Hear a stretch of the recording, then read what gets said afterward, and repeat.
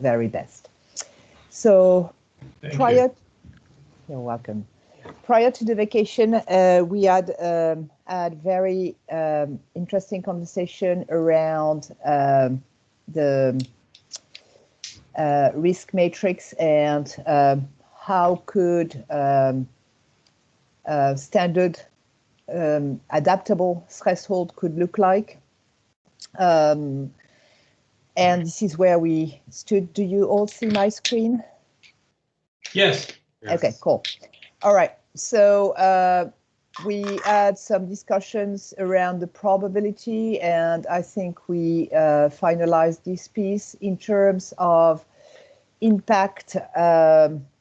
There's different models across the various utilities with, of course, a lot of similarities, may not be titled the same way, but the same kind of content, with a notion of cost, a notion of schedule, a notion of reputational impact. We can call it reputation, public impact, health, safety, security, environment, and IT, amongst others that may exist across the various utilities.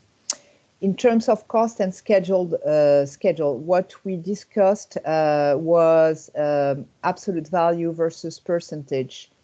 And the idea we ended up was that basically a percentage would be more fit to any kind of quantitative risk assessment we would talk about, because it's a percentage toward the objective. So if you talk about a project that is, for example, 10 million US dollars, the impact on cost and schedule will be related to your project, 10 million US dollars. When you go to a quantitative risk assessment at, for example, a division level or across a program, meaning across different projects, and if this program is 300 million US dollars, your impact would be assessed with those percentage or through percentage versus absolute value. And this is basically where we left it off. So the goal today is really to try to complete this, because the next step is really to suggest, review altogether a proposed business process diagram that could be applied to risk management across the utilities. All right. So any question or any input you would want to share after you have reviewed those different suggested impacts? Any major showstopper, any big elephant in the room that we would have forgotten in this impact? Again, this is an adaptable, we need to be fine-tuned, either if you do risk management only, for example, in the asset division, or if you do it at an enterprise level, or if you do it at a division level. Okay. So this one is really meant to be adjusted depending on how you would want to deploy risk management in your utilities.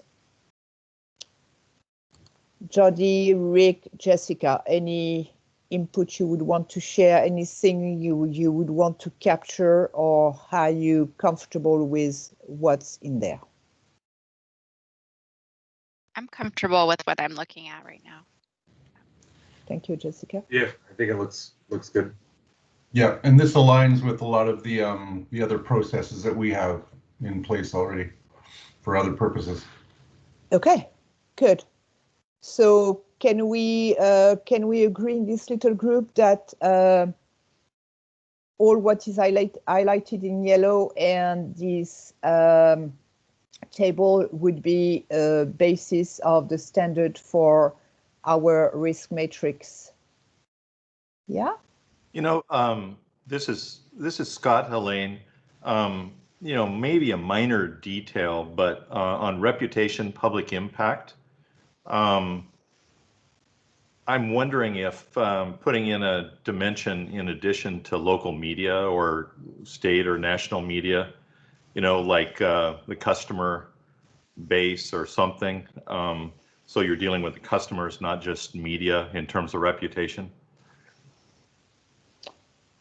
Okay. Just a thought. I mean, it's not a big deal, but you could almost say, so we could add little exposure on small media support or small customer complaints. yeah, customer complaints and impact or something. You know, it's yeah, I like the idea that you're getting to where you can actually measure it also. It was just a comment that media is not always the only reputational factor. It could be, you know, a group of a customer advisory group or something. Okay.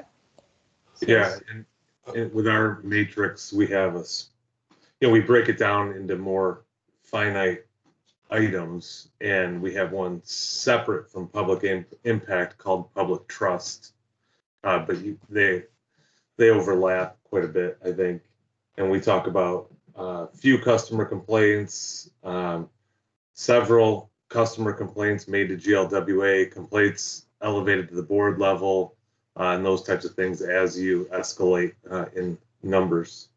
We do surveys, so potential impact in citizen satisfaction surveys, our member partners, those kinds of things.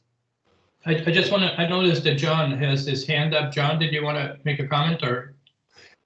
Yes, I was wondering, social media, I didn't really raise that, but it's something that, do we express that it's added in social media? Because local media and national media, and then I hated to add, but social media, which is having more effect these days.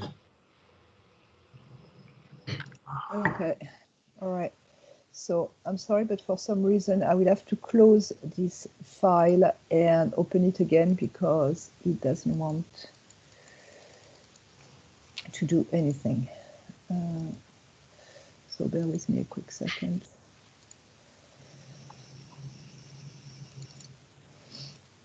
I don't know why.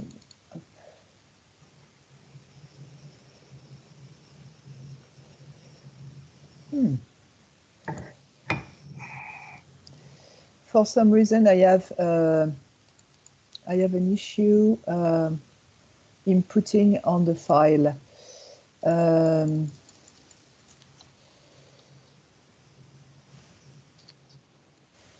Cello, would you mind putting up the file that I have sent you? Did you just send it to me now?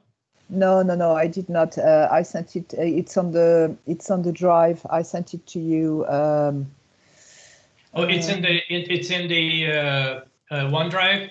Yes, it is. Okay, I'm going there right now. I'm going Thank there you. right now. Thank you very much. And I don't know what's happening. It's okay. My Excel doesn't. Your friendly support person's here, so I am going there. So is it under coordination, I would assume? Risk and opportunity matrix threshold? Yes. Okay, give me just 1 second. I'm opening it up right now. Sure, thank you very much, Cello. Just 1 second. It's coming up. I'll be there in 1 second.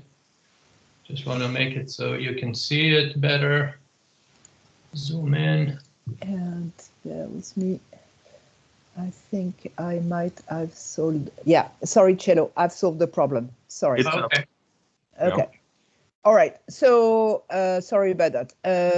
So we were saying to add small local media support or social media negative feedback and we were talking about few customer complaints, correct? Correct. Okay. So here, exposure on local media. So it would be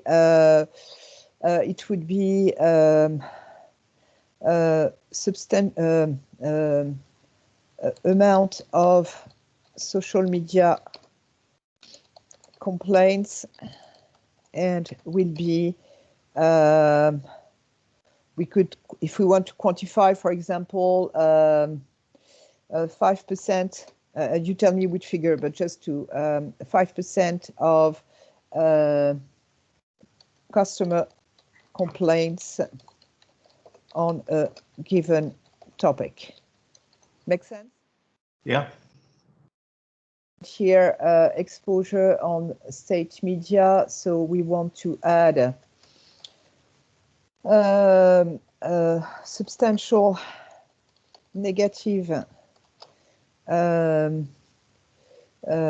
social media Feedback. Yeah. Yeah. Mm-hmm. And at least 10% customer complaints on a given topic. And here we could say exposure on national media. We could say multiple social media negative impact on the brand. So here it would be more the utility that would be targeted, if you all agree with that. And we could say widespread customer complaints on a range of topics or something like that. Yeah. Complaints of topics. Okay. And on the one before that in the high, should we put and at least 10% complaints, or should it be or? Yeah, you're correct. Or, absolutely, Jessica. Very good catch.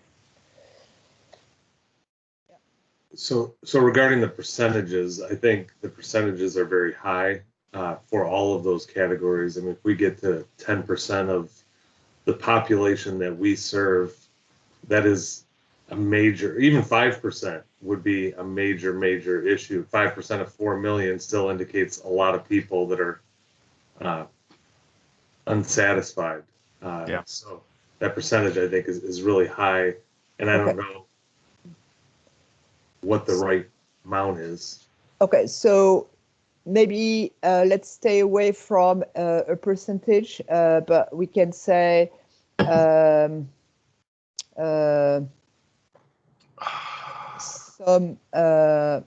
customer complaints. Yeah, I'd use terms like that, like several, or yeah. And we could say or more customer complaints. Would you want to try and quantify it in like dozens and scores and so on, so that you get a number basis rather than, because when you just have an open for interpretation, you don't have a number base, that makes it more difficult. Yeah, except that, yeah, we could do that indeed, except that this reputational piece, either we quantify it all, meaning like little exposure, we have to say exposure on one newspaper, blah, blah, blah, or we do not quantify it at all because it's more kind of qualitative. So I think in the entire box, either we quantify it all or we do not quantify any parameters in order just to provide a kind of consistent impact. I was thinking row 3, where it just says some customer complaints. Should it be a dozen or more? Should it be because customer complaints is just so open, it's not quantifiable. Yeah, understood. One up. Yeah, but then we would have to say exposure on state media. So we would have to say exposure on at least 2 state media. We would have to say at least negative social media feedback on 2 major social media. You know what I'm saying? Either we are quantifying each of the parameters of the box or none. What do you think about that? I was looking at the row above. Yeah. Where it says some customer complaints. That's not quantifiable. That's too abstract. Yeah, understood. But what I was saying, it's the same idea, is that then when we say exposure on local media, it's abstract also. We have then to quantify how many local media. That's just having the idea, either we kind of put a threshold on each of the parameters, meaning local media, social media, and customer complaints, or we leave it qualitative, just as it is. What do you think? So I kind of feel like social media fits into the general category of media. Me too. I don't know if we really need to call that out. Yeah, and neutral, we could almost just say, you know, exposure, you know, on media at a local level, exposure at a state level. I don't know if we need to say how many. Yeah, I agree. Yeah, we won't go in any case. Most likely, we will not go into those kind of weeds, even when we quantify, unless there's really a risk. Yeah. Yeah, I mean, we have to also pay attention to how we're going to be using this. You know, I'm not going to know if I have a dozen complaints or 3 dozen complaints when I'm evaluating a particular risk. Yeah. So if I like the local, state, federal level type quantification, because then it kind of puts buckets on what that is. Because it's going to be abstract when we're ranking these anyway. We're not going to know it's 37 people complained about it, and it's going to fall into this bucket if this happened. Yeah. Is the low category, it's kind of lower than the local level, right? So is it just more of a internal, heard from multiple customers, but maybe not making local news kind of thing? Okay. So the way I've written it here, does it make sense? Little exposure on small local media support, including social media. Yeah. Few customer complaints. That's what you were just mentioning now. Yeah, a few customer complaints. I think the low could even, well, I don't know. I was going to go with no media exposure, but that's a very low category. So, yeah. Okay. So exposure on local media, including social media complaints. And some customer complaints, state, local media, including substantial negative social media feedback. Are we, well, sorry for interrupting, but you know, having media exposure can be a positive thing too. So are we saying no negative media exposure, or, you know, I'm just kind of curious on that, because and customer feedback in general is a good thing. So let's not forget that the impact definition and threshold of this matrix is both for the risk and the opportunity. Sure. So when you talk about an opportunity, exactly what you're saying, Scott, the reputation or the impact is positive. Yeah. No, I get it now. Yeah, that's helpful. All right. On national media. All right. Including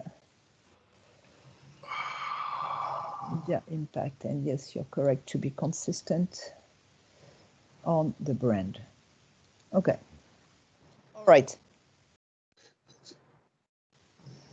All right. So are we happy with that? And shall we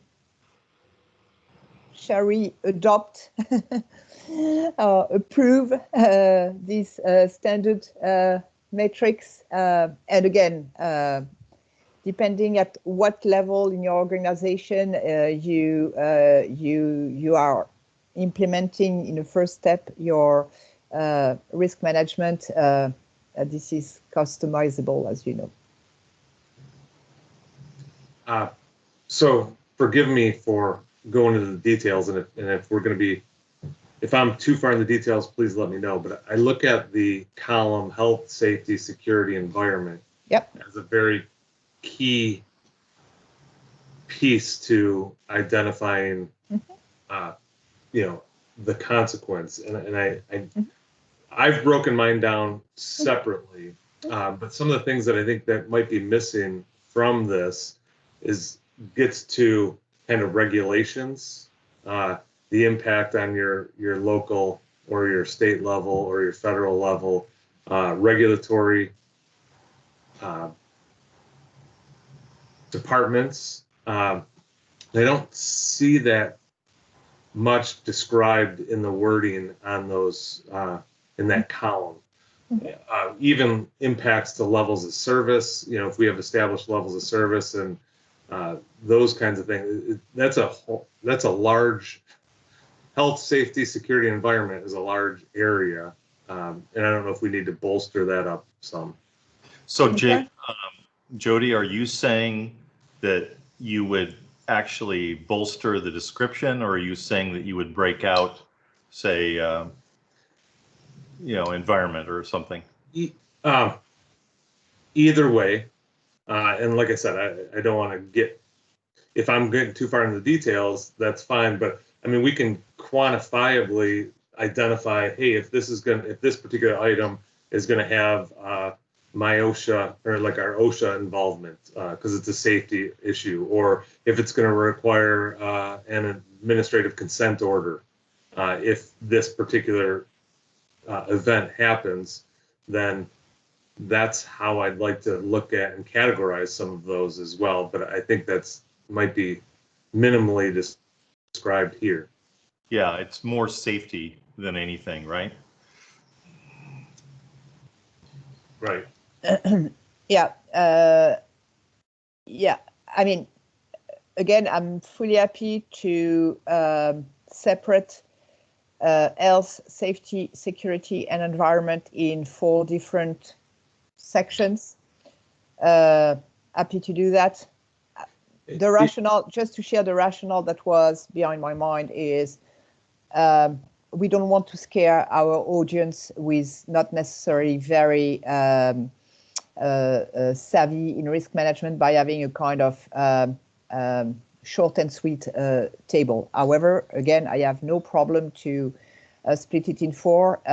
In part for the regulatory piece that you are mentioning, Jody, it's not specifically mentioned indeed, and you're correct in this impact threshold, because regulatory impacts are embedded in the cost. When you are in breach of your regulation, you pay a fine. When you are in breach of your regulation, it has an impact on schedule. It has an impact maybe on reputation, depending on the breach. And it's kind of contained and embedded in the other impact that are there. However, again, I am fully open if it makes sense for the other utilities to have, again, either health, safety, security, and environment split and another column for regulation added, that's fine. Yeah, I think Jessica has her hand up. Yep. Yeah, Jessica. That was an accident. Sorry. Okay. So, Jody, what would you suggest? I don't suggest breaking them up because I agree with you that inherently in cost and schedule, if people are diving down that far, some of that will show up there. But I think some wording in health, safety, security, environment column as it relates to maybe regulatory compliance, permit violations, potential permit violations, Okay. new administrative consent order, that could be some I of those levels. Okay. All right. So no problem, Jody. So you would, for moderate impact, you would add, what would you add to capture this idea that you've mentioned? So I would add, so for like a level 1, will not cause regulatory permit violation, enforcement, infraction, or unregulated. Well, I'm getting into discharges now, but I think that's good. Failure will not cause regulatory permit violations, for 1. Permit violation. Okay. Right. Failure, the next one, failure will lead to non-compliance event in the near future. So it's, if this happens, there may be something coming. Future regulation. Is it captured as you said it? I'm sorry, Jody, I was listening to you. Failure to comply with future regulation, that's what you said, Jody? Let's see, failure will lead to non-compliance event in the near future. And we can wordsmith this after, but just to get the levels.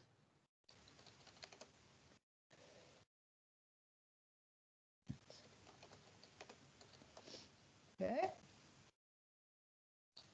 Number 3, failure will cause moderate regulatory / permit violation, enforceable infraction. Bear with me, Jody. I'm not typing so quick. Oh, that's all right. I mean, and I can give you this and highlight it, and okay. or we're almost done. So yeah, will cause minor regulatory. I said moderate regulatory Moderate. or permit violation. Moderate regulatory or permit violations. Yeah.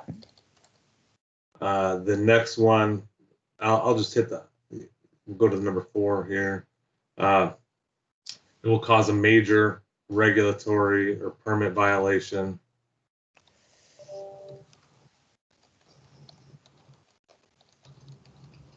There's some other wording here that may help, but we don't have to drag it out.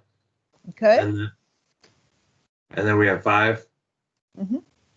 Will cause extreme regulatory permit violation, enforcement infraction, other non-compliance.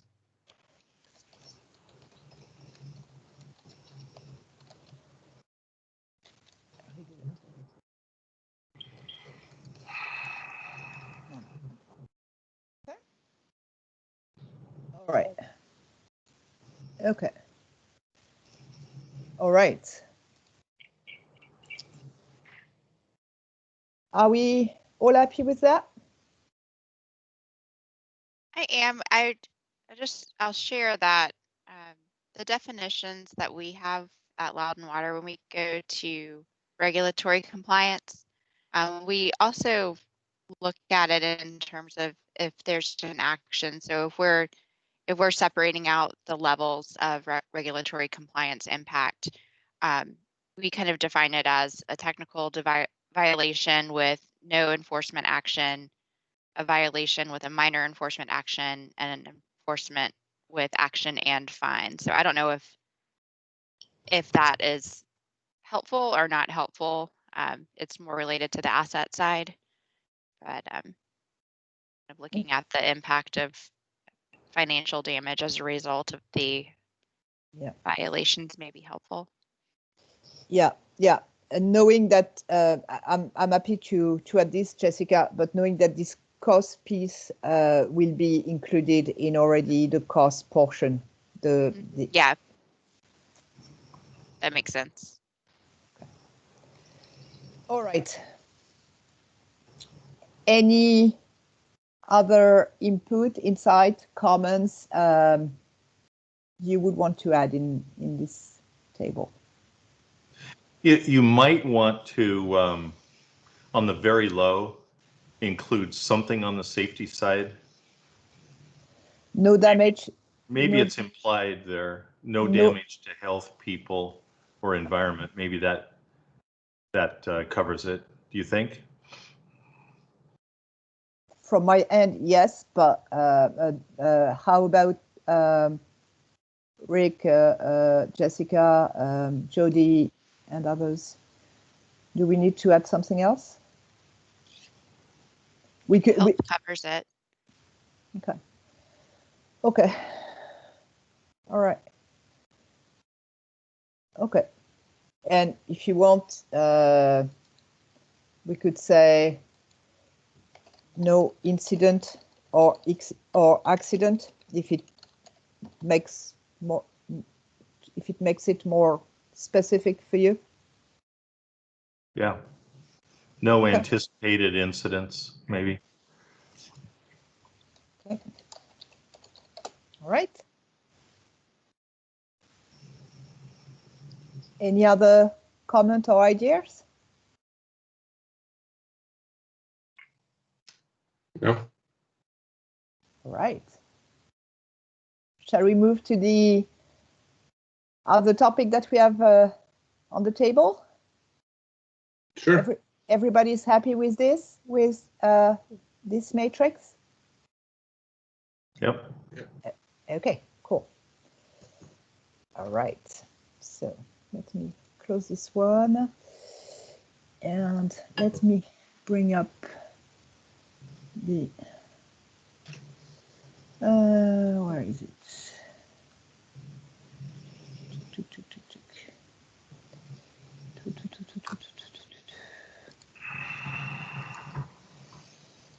All right, so let me close this because I have too many things open here.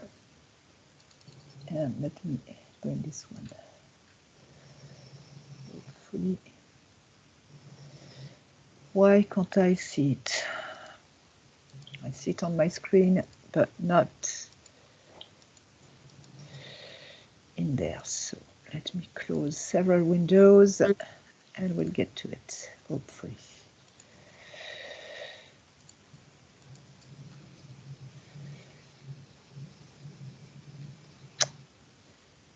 Why? Ah, ERM step. Here it is. Okay. So first, forgive me all, it's definitely not as cute as Michael's official business process diagram. I've done that in Visio, but it's, I mean, for the purpose of our discussion, and Michael kindly already translated that into the standard BPM as a model, okay, as a template, let's put it this way. So the way I kind of suggested, and this is how I approach it at WSSC Water or how we did it in the past. Enterprise risk management or risk management by itself, like any other topic, has different maturity steps, right? That's here what you see, and I'm going to enlarge it so you can see the details, is the step 1 maturity, okay? Meaning that your company has little or no risk management, or only as a voluntary initiative of some people in the organization, okay? On the vertical axis here, I have indicated basically how it has happened at WSSC Water. However, caveat, you can adjust this vertical bar. Example, you would want to do risk management only at a project level. You would change only this vertical bar. You would want to do it at a program level, meaning with several projects. You would change this vertical bar. You would want to do it at a division level. Example, asset management.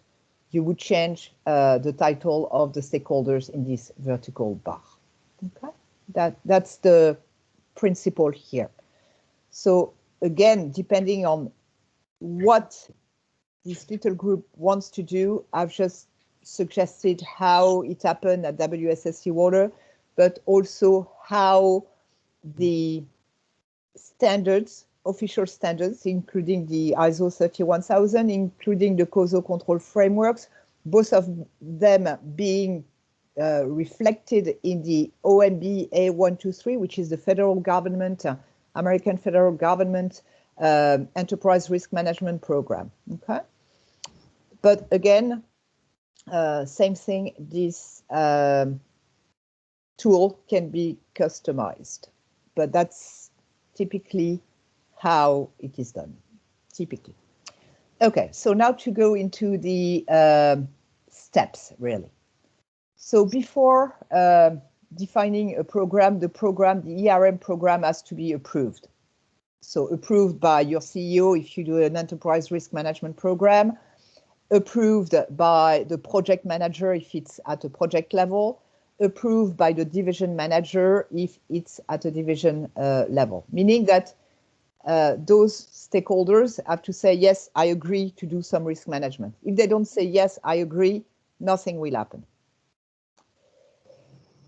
So here, as either enterprise risk manager or as the project manager, if you don't have a risk manager in your project, either the division director or manager, if you do not have a risk manager in that division, needs to design the ERM program. What does it mean for the utility to have a risk management program? So you need some tools, which is what we worked on, meaning the risk matrix, the risk threshold. You need to have a risk register, which we have worked. You need all those tools in your toolbox in order to be able to do risk management. You need also to train your stakeholders to do risk management. You need to explain them what is risk management. You need to explain them what are the benefits for the project, the division, or the organization to do risk management and how you're going to do it. That's really the first step after whoever is managing the project, the division, or the organization has approved the fact that you're going to do that.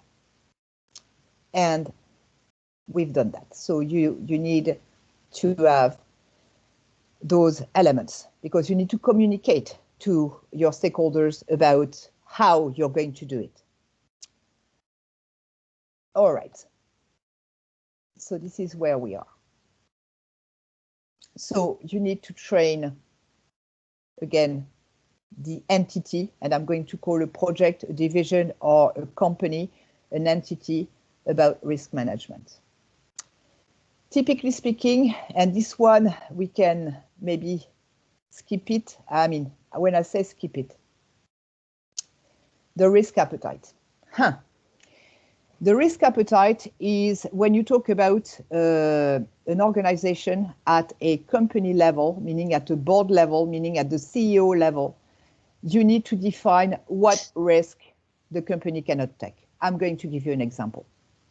As the CEO, and this is fictitious, just for the example, as the CEO of a water utility, I do not want more than 20 miles of freshwater pipe to break in a year.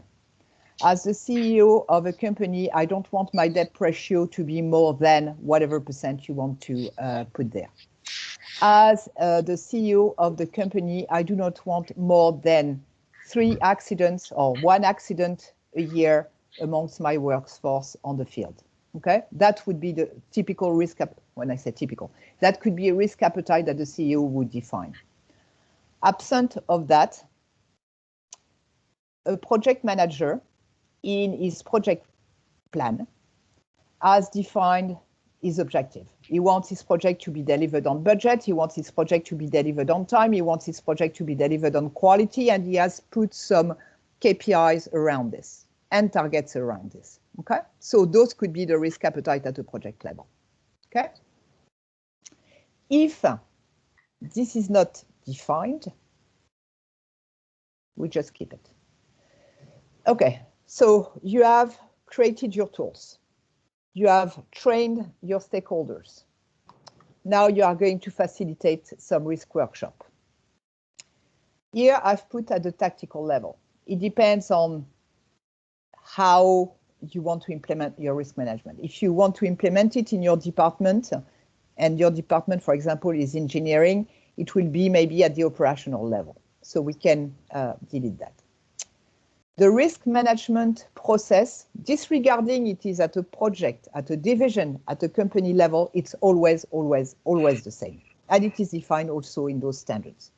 You identify the risk, you assess the risk, you provide a response to the risk, which we call mitigation, but a response is beyond a mitigation because a response can be to terminate the risk, to transfer the risk, to treat the risk, which is the mitigation piece, or to take the risk. Once we have defined this response, we need to monitor this risk, meaning that we need to see how we progress on those mitigation and how the progress on those mitigation is effective to address this risk. And we need to report this risk. Okay, this is the cycle for risk management, whatever the level you are doing risk management at in your organization. All what I've said here is captured in a risk register. And here again, I have used a WSSC Water pyramid where you have the strategic level at the top, the tactic level in the middle, and the operational level at the bottom of this pyramid. So the risk register gathered at the tactic level are then consolidated and discussed at a strategic level, where the top risk from the tactic risk register are escalated at the strategic level and discussed at that level, in addition to new risks the strategic level would see. Either the strategic level approve, reject the risk and opportunity. We identify new risks, if any, and we do the same process. Okay. And the risks identified or recognized at the strategic level are the fundamental elements that will be reported in the executive summary and enterprise risk management report. So now, if you keep risk management, I would say, only for the time being in your project or in your division, basically, you would stop at risk register and probably prepare a report for your management. You will skip all this piece, okay? Any question? I've been kind of quick, and I know that I'm doing that all the time, so maybe. Oh. Yeah, Elaine, this is Scott, and others should chime in, but you know, my little suggestions are, and this is very timely, is that, you know, John, you work with John to put this in the BPMN format.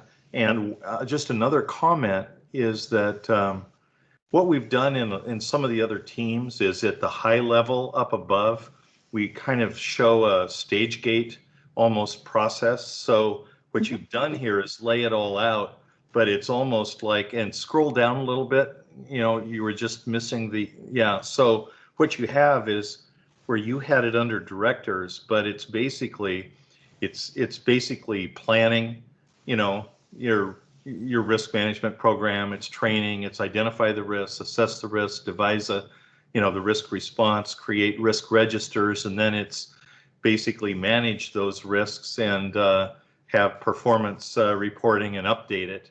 You know, it's almost like across the top, or however John would do it. You know, Mike has done this in the other, with the other groups, is to kind of create that stage gate process, because this is very sequential in terms of how you go about it, right? And then you can basically have the different rows to indicate the different roles and responsibilities, which could vary, but you're basically, the theme is that you're going to involve most of those in the process. So I'll stop, but those are just some general comments. Yeah, and Michael has created the BPM process around this one already. Yeah, he did. He did. Yep. Yeah, just a quick question on the models, and I like that notion that you had of the maturity. Because it helps, you know, sort of take people stepwise through it if they haven't done this before. And I, you know, in searching my emails, I saw a while back you sent to Mert a number of maturity models in Visio. And I wonder, in addition to this one, we should get those other translated. Have those changed at all? Or No, okay. not at all. It's just that my intent was to present those one by one to this little group, not to overwhelm them. Right. But Yeah, which is a great idea. and actually, my idea also was that there's step 1, step 2, step 3, step 4, step 5. So giving this kind of portfolio of steps available to the utilities. So depending on at which kind of step they are in their own utility, they can just pull whatever step they are in to build on what they've been doing already, but kind of offering a different possibilities to the utilities depending on the steps of maturity step they were in their own utility. Yeah, that's great. Okay, so John, I guess we've got an action item to. I'll take those models, I'll translate them, and then we should have a meeting and walk through them with you, Alain, if that's okay. Yeah, absolutely. And again, I've done it in Visio because that's what I have available, and to try to make it as I would say a friendly user as possible, as much as a diagram could look friendly. The idea is really to provide the utility a tool that they can adapt for themselves. And I'm just taking an example. Imagine Jessica is doing risk management in her utility for asset management, okay? So, and there's some initiatives in risk management that are happening in her division, but there's kind of not yet an overall view. Jessica could use, for example, this maturity step diagram in BPMN, but this kind of approach, and just change in the box here, but she would have already her process drafted, and she could communicate onto it, and she could kind of harmonize around her division, in my example, how risk management is done to put everybody on the same page. That's also a bit the idea. Again, the way it is laid down here, it's typically speaking the way it happened for enterprise risk management. When the CEO says, yeah, we need risk management. I want risk management. I want to be informed on I want my decision-making process to be informed by risks and opportunity. I want my strategic plan to be informed by risk and opportunity. So typically speaking, the CEO or the head of the company is approving the ERM program, okay? And by the way, is typically speaking defining the risk appetite as I have described it. But again, if it's not how it's going to happen in your company, you can change those bars and reflect the as-is situation, and then you can use the same kind of approach to design the to-be or the future state, and go and see whoever is appropriate in your organization to elevate risk management to enterprise risk management. I think Mike Barnett has his hand up. Yep, thank you. Oh, sorry. I think Elaine answered my question, so I'll put my hand down. Thanks, Elaine. You're welcome. So what I would love, and I know it's a document, and you have a lot on your plate, but what I would like is that our colleagues here look into this diagram, not so much with the functions or the role that are there, but if it would be in their utility, what is missing in the risk management approach, in the flow, in the steps inside the diagram versus what they are doing. That would be great if we could kind of discuss around this next time, to have some kind of content. And then Michael could help in finalizing in the official BPM diagram. Yeah, so this one that you're showing, is it any different from that No. step on maturity? Okay. No. So maybe one thing I can do is, Chell, I'll get to you the latest model in BPMN, then we can distribute it around so that people can review it. Yeah, my suggestion is, I'll put my hand down. My suggestion is that this is really, the model is going to be really helpful for agencies who are not as far as you are. An additional thing that would help immensely the people who are not yet at this point, there are two things. One is that if we could attach example artifacts to some of the activities. So for example, if you have an activity, create a risk matrix. If we attach an example of what a risk matrix is, or if we have a plan, because one of the goals for our project is, first one is to have this kind of collaboration and develop sort of guidelines, but to make it easier for other utilities to like onboard and get benefit from this really high quality product, would be to kind of attach these types of artifacts. And also if there are, for example, metrics that can be associated with with some of these things, some of these activities, that would be really, really helpful. Okay. So, for example, you say design the ERM program. Yeah. And those artifacts, like risk matrix, we have it already. Yes. Risk threshold is what we discussed today. Risk register, we have it already. Yes.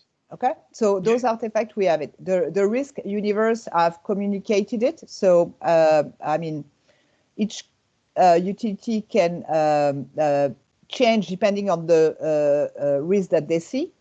And the KRI, key risk indicators, that's something that indeed we intend to talk about at a later stage once we have kind of looked at this process, because the KRI, key risk indicators, really depends on this process. So absolutely, Cello. That's great, and and I understand that. So what Mike can do is he can attach links to these things when they're on OneDrive or whatever, so that somebody who's kind of navigating the diagram can also get that kind of help. That would be great. Mm-hmm. So that's the only thing I wanted to mention.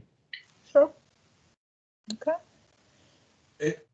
And to follow that point, I mean, I really do like the framework, and I like the idea that individual utilities can utilize that flow diagram for whether if you're looking at enterprise risk, asset risk, or project risk. Mm-hmm. And so we should be mindful that when we're submitting artifacts, we're submitting artifacts if it's related to a project risk or an asset risk framework, and like label those such that people can see the difference. Yeah, exactly. Yeah. And we could imagine that if we were to submit those kind of 3 levels of risk management enterprise or risk management approach in the project, that if one of the companies here, the utility here, has a risk matrix for a project, they could attach it. For example, Jody and Jessica and Rick, you have some matrix for asset management. So asset management could be an example of a division risk or risk management in a division. And the matrix we worked together on is the enterprise risk management matrix. So Right. absolutely, yeah, completely, yeah. Again, I mean, risk management is super simple. There's those 5 steps, and those 5 steps, you apply them wherever you want to apply them, at project level, program level, and of course, after that, it can become more sophisticated when we go to quantification, but we are not there yet. And what's important is to do risk management, to identify your risk, to assess your risk, and to do something about your risk. That's really that's really wonderful. And one of the things that we're planning now is this effort's going to transfer from Water Research Fund over the next few months to WEF. So in a few months before, let's say April, or by let's say April or May, what I would like to propose is, I think the information that's happening here is really valuable to others, because one of the reasons that this is the smallest group is that it's really sort of unknown territory for a lot of the utilities. So what I would see is a webinar or a workshop where this team would present this to to a broader audience, something that would be sponsored by the Water Environment Federation, where you guys could show the model and explain, provide the information that you are creating right now. I think it would be really, really useful for a lot of people out there. So I'm very happy that this kind of work is, getting done. cool. So thank you, Cello. So maybe if that's okay with you. So Michael, you said that you will be sending to Cello the BPMN diagram that you've created based upon the Visio diagram that I've just shown. And really what I would like is, if you have time, that you look into it for next time and tell me if you see any big thing that you feel is missing, any piece that you believe is redundant. Yeah, so we can kind of finalize this step 1 next time, and we can, as Jody mentioned, we can easily duplicate this step 1 by changing the stakeholders, and then it becomes a project risk management, then it becomes a division risk management, and that's super easy. It's just about changing titles in the vertical axis. Yeah, that sounds great. Cool. Well, these are really productive meetings. Is it okay if I stop the recording, Hélène? Oh yeah, sure. Okay, I'll stop the recording.